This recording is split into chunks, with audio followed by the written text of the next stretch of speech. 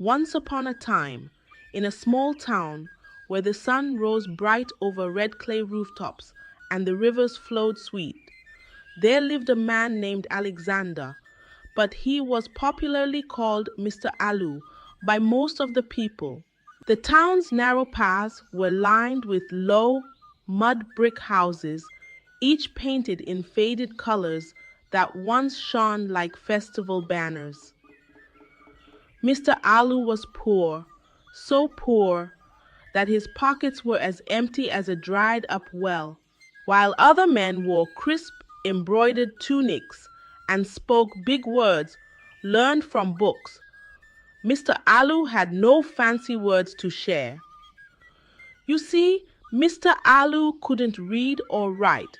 He was the only man in the village who had never gone to school, and because of this, everyone looked down on him, whispering behind woven straw fans as he passed. Mr. Alu had a big family, so large it was like a field filled with flowers after the rainy season. He had 4 wives, each one more stubborn than the last, and 10 daughters, each as beautiful as moonlight shining through palm leaves. Yet the stubbornness and pride in his household were as thick as the warm evening air. Even with his large family, Mr. Alu was alone. Mr. Alu was alone. The villagers often gathered under the old baobab tree, sipping watered millet porridge, and whenever Mr.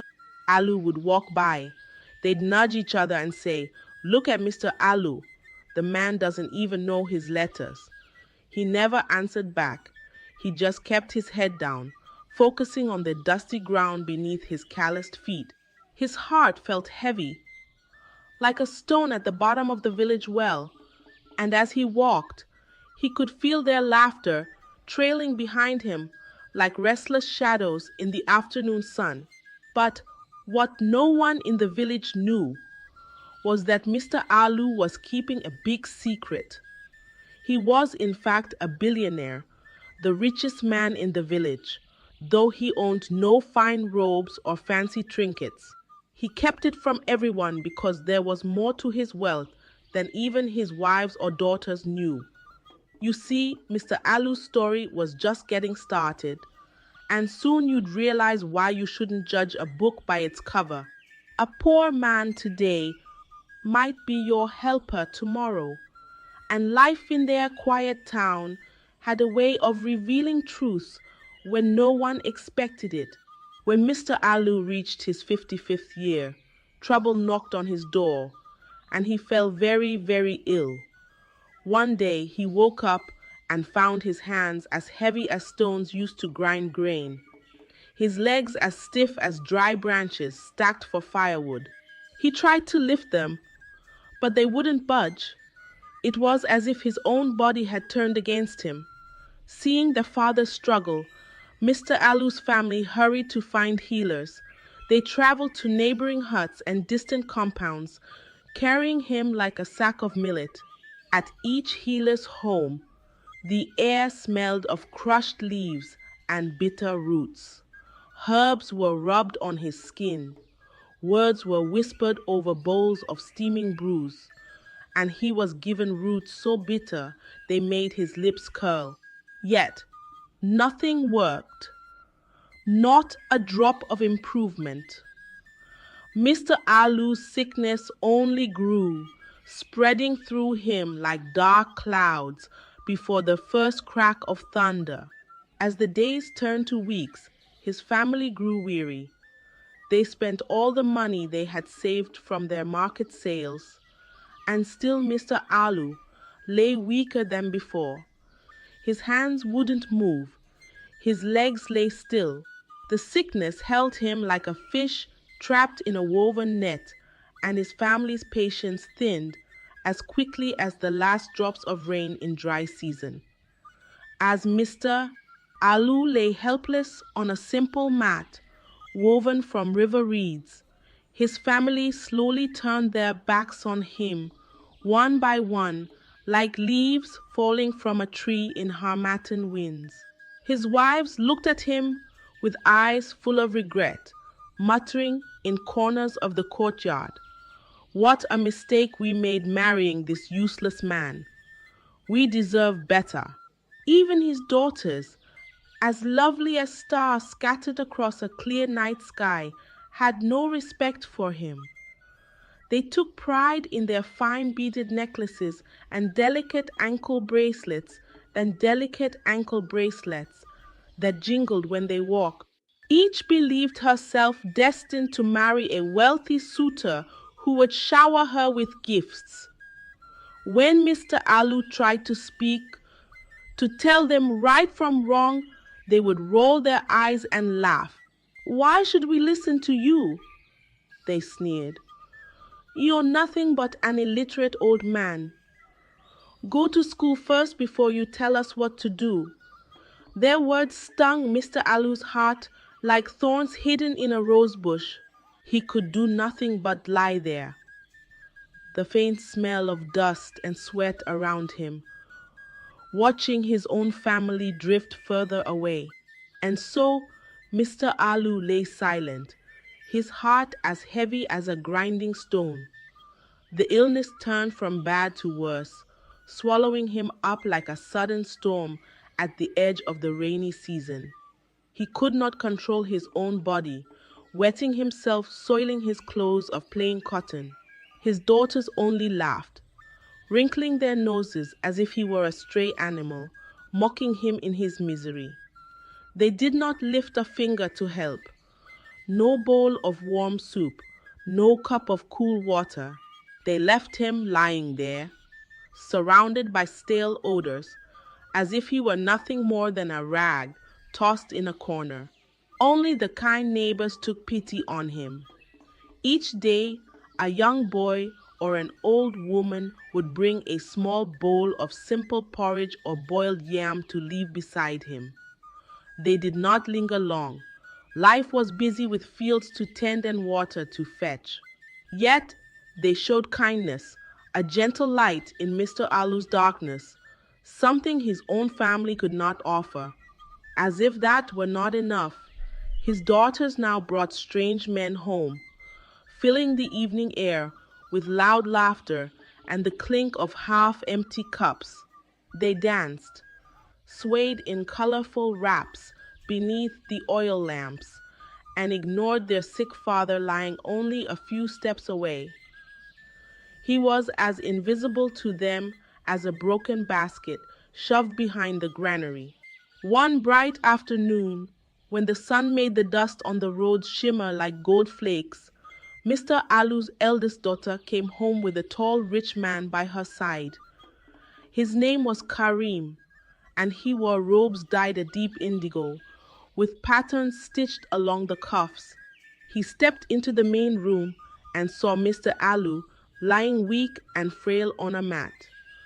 Immediately, his eyes grew wide.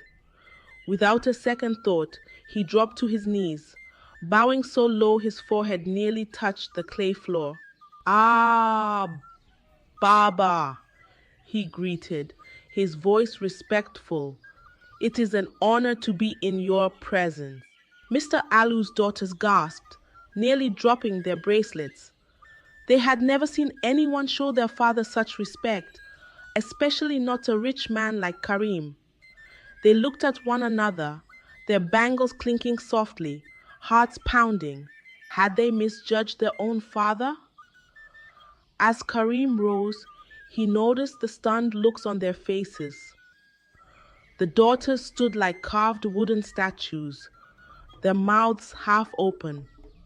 Karim turned to them, eyes calm. "Do you not know your father? Baba Alu is my employer. He owns the largest gold mine in this village." His words fell like thunder. The daughters' eyes widened, their hearts now pounding for a different reason. "Our father," one stammered. How could it be that the man they thought so poor and worthless was in fact the wealthiest in the land? Karim shook his head softly. "Your father may appear simple, but he is wiser than most. Years ago, he took 5 years away from the mine, leaving me as manager. He trusted me to handle the trade and the dealings while he stayed here, unseen and unheard. Shocked into silence, the daughters could only stare. The man they had mocked, ignored, and treated as an old fool was the richest man in the village. Now they saw him as if for the first time, remembering every scornful look and cruel laugh they had cast his way. Karim continued, his voice steady as the gentle current of the river. This village sits on a treasure trove of gold.